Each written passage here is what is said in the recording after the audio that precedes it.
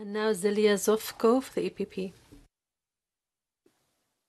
All right, thank you very much. And I would like to go straight to the point. And my question goes to Mr. Michael Carpenter.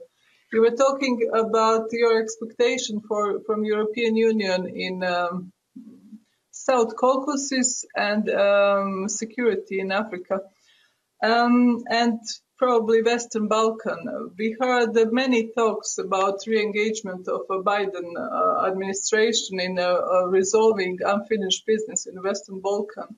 We know that in Kosovo we still have American soldiers. In Bosnia and Herzegovina they left many years ago. How are you going to match your diplomatic efforts if you are not going to follow up with, with the will? And that's obvious that America doesn't want to get involved anymore with any of its military capacities. 25 years ago, Croatia played a role as dirty soldiers on the ground to bring a peace in Bosnia and Herzegovina, and that brought to the Dayton Peace Agreement. So, how are you going to engage with European partners? Are you going to follow us or to listen to us in this new rebuilt transatlantic relations if you expect to play hand in hand in some strategic defense issues with European Union? Because we can't do anything on our own, neither can you in this very volatile world. Thank you very much. Merci. Let me answer the question from a number of members on the Western Balkans, since I see this as a crucial area for U.S.-EU greater engagement and cooperation moving forward.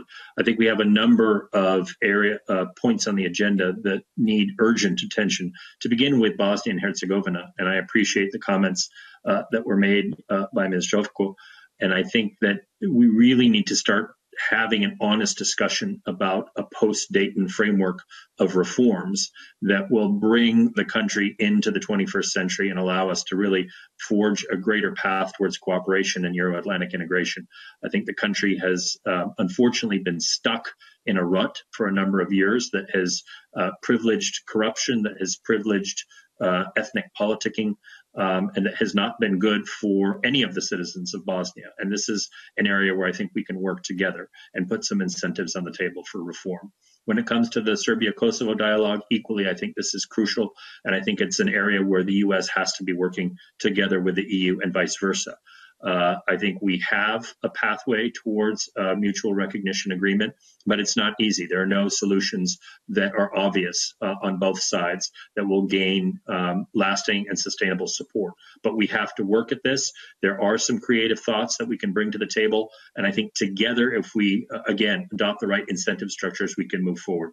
Rule of law, fighting organized crime, there's a whole range of issues where we should be working together to tackle problems in the Western Balkans. This is an area in the heart of Europe, crucial to Europe's security, and an area that cannot be neglected any longer. So I think there are a number of good initiatives there. Miroslav Lajčák has been very active. I think the new Biden administration will also choose to be very active in this region. I very much thank Mr. Vondra for raising the